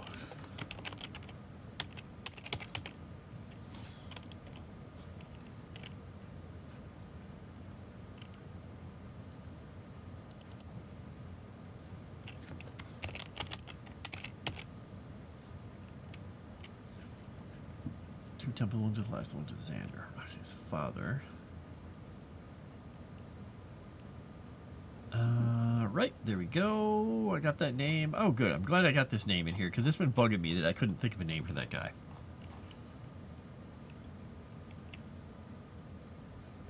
Now I want Greek food. Even though I've already eaten. I want Greek food suddenly.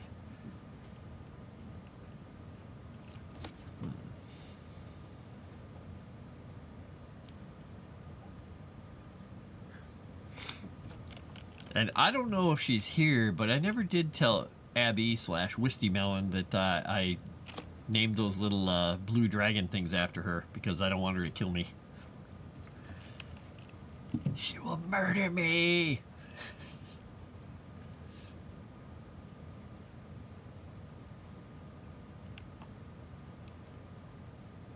I know his name. What's his name, JT? So are they forcing you to use your vacation days? Oh, man. That would suck.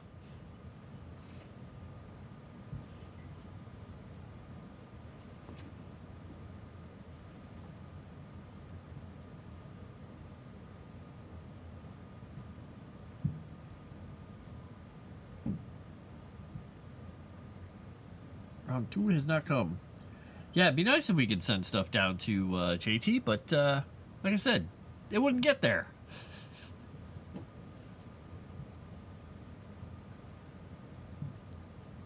I had a whole network of people praying for you there, JT, though. So, that was good.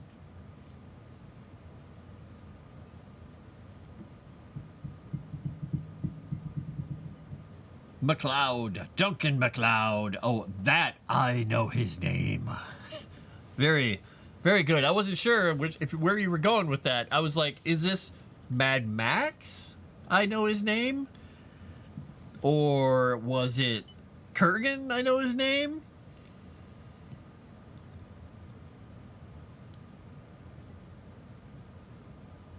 Fazil. Wait. Ching. Oh, no, I want to watch Highlander. Damn you people.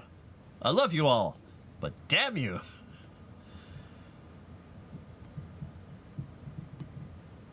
You're tired? I can bet.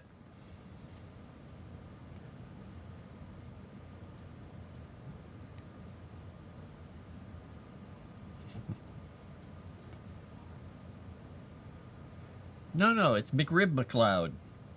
He's the new version for the modern audience. He's literally a McRib. Because they're rare. Get it? See? Highlander, they're people are rare. That never mind. Whatever.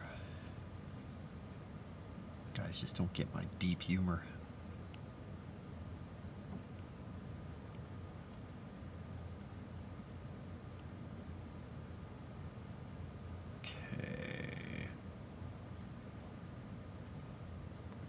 Okay, and on to the Umbral Atoll. So, right now, since it's near the end of the stream, I'm going through some of these places and seeing if I have question marks and coming up with names and things. This one I don't have. The Umbral Atoll. I think it's going to be a hell of a lot of fun to try and come up with an adventure for this place, or a series of adventures for it. So, I have all that stuff written up about the Umbral Atoll, and I have this much of it in here. That's it. I have an entire document written on this thing in the other thing. I'm like, well, I think next time, well, actually, no, I know what I'm doing on Tuesday. I'm going to be working on some other stuff, but next time I'm doing this stuff, probably will be maybe next Thursday, I will come back to this and add all the stuff from the other document into here. Get into the Highlander TV show. It was fun. 90s TV. It was a tragic story, but yeah, I mean, the show was okay. I didn't feel it didn't make a whole lot of sense, and it didn't seem necessary, but it was okay. I liked it about as much as actually, I didn't like it as much. I liked it about as much as I liked Forever Night, but Forever Night was kind of stupid and campy, but it was kind of fun. But it was 90s show, so.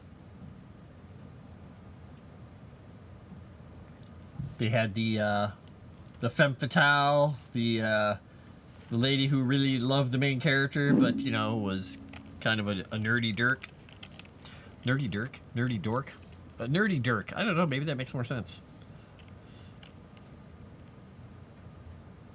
If you've never seen the show Crescent, you should go watch it, because it's kind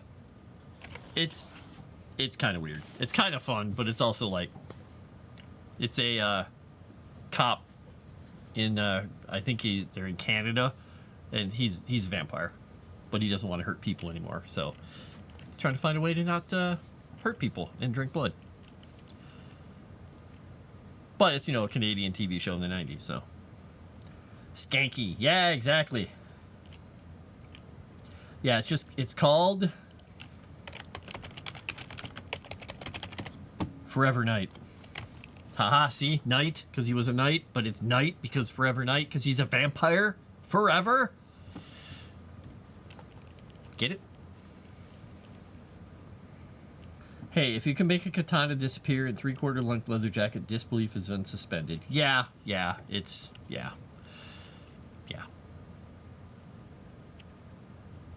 Must not bonk, wizard.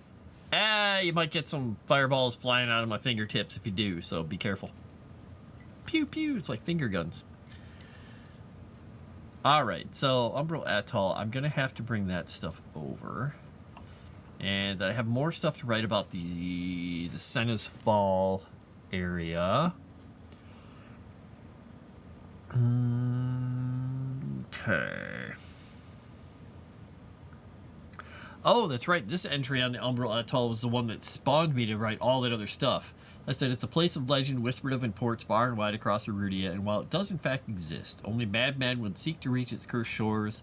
To do so requires one to pass through Thalas's Ire, the eternal magical hurricane which rages in the Central Sea on the and on through the Dead Breaks, a fabled maze of half-submerged basalt spikes and natural coral hazards. Some joke that it's a place the gods forgot, leaving behind some of their more monstrous creations.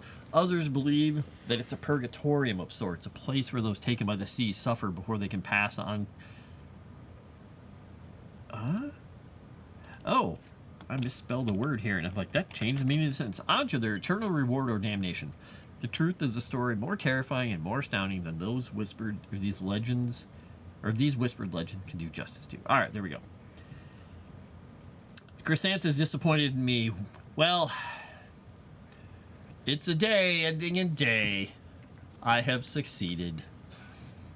I don't want her to go away mad. I want her to go away disappointed in me. You know, I honestly enjoyed the TV show better than the movies, but very campy. I agree with the improvement after Tessa. Movies? There was only one Highlander movie. What are you talking about? They never made any other movies, and you can't convince me that they did. So, on that note, I'm just going to say. Oh, she gave me the disappointed face, the...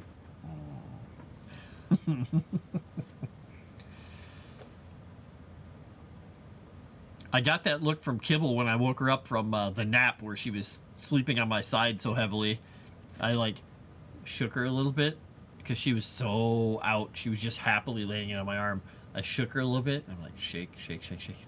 And I would just, touch the top of her head. And I was like, Kibble, Kibble, come on, we got to get up. And she just turned. She looked at me and did the just stare at me for a second and then let out a little yawn. And then started to get up, and I'm like, there we go. The disappointed face and the immediate backstretch. I knew it. It was perfect. Let's see. That's going to add that in there. All right. All right. She did not want to get up. She was so comfortable and happy there. But, like I said, if I could have gotten a picture of it, it's great. Because on the back patio here, I have 2 chairs. They're my old deck chairs. And the cushions are kind of falling apart a little bit. They're just wooden deck chairs. They're falling apart. They're next to my grill. They're my grilling chairs. I've got the nice ones up on the deck. And this is where the cats love to sleep in the early morning. Or not early morning, the late afternoon. And sometimes into the right in the evening. Because the sun... rises over here and then sets, and when the setting sun is hitting down there, it's like perfectly on those chairs in the evening before it goes behind the top of the house, and they can lay in a little bit of sunlight there as they fall asleep for a little bit. And there were 2 of them in one chair and 3 of them in the other, curled up in just absolute cute little caterpillar piles. And I couldn't get a picture of them because I couldn't open the door, because I would have woken them all up and ruined it. So I just got to look at him and be happy. All right, so what we're going to do is I'm going to save that. And so next time I'm going to be working on some of the flavor text and backstories and things for characters. For the legendary characters. It's going to be fun. So they're the... what people will see in the book for, like, when you choose, like, a druid or a whatever. There's going to be a specific character that you can look at, see what their stats are, see what their whole layout is. Erudi will work up all their numbers and stats and all this stuff, and I'll just be doing write-ups of lore and their story so we can get it all kind of straight. And since we've changed a few things since I wrote up some of them, I have to re-edit a couple of them because timelines don't make sense now for a couple of them. I was like, oh yeah. That would mean this guy would have been, alive 500... No, he can't be alive 500 years ago. He's a person. He's just a human. So I gotta flop some things around. Should be pretty easy, though. It'll be fun. It's always entertaining to do that stuff anyway. So, on that note, I'm gonna get going relatively soon here. And I will probably see you all over in chat for, I believe... Wait. Is the game happening?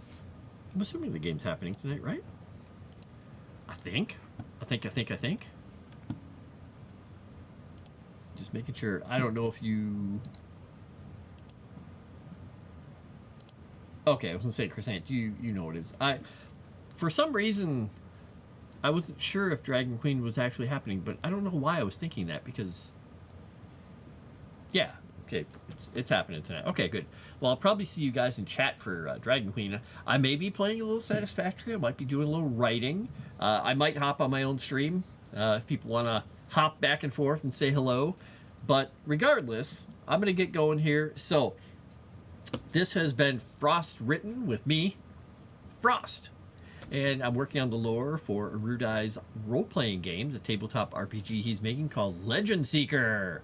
You can hop on over in the Discord, get access to all the non-disclosure hidden content if you want to become a member over there. You can see all the cool lore. He's been dropping some extra lore recently. It's pretty cool stuff. And you can chat with all of us fine folk, even Chrysanth. She might even answer you with more than an emote with a shovel and a nugget coming after you. She might say words at you. They may not be nice words, especially if you use puns. So be careful. Dave, I'm looking at you. And Fantastic Sarcastic. And everyone else who loves punning her. But anyway, you can find my links in the link tree to go find me. You can find me here on Moonskull and a few other channels here and there. But always Tuesday, Thursday here, working on the lore for Legend Seeker. And with that, I'm going to get the heck out of here, and I'm going to go do something else for a little bit and amuse my brain in a totally different way. Not abuse. Amuse. So, thanks for all coming on by. Thanks for giving me thoughts and feedback. Like and comment. Throw some comments in there if you have more thoughts on things. And I will talk to you guys on Tuesday, if not sooner. Bye.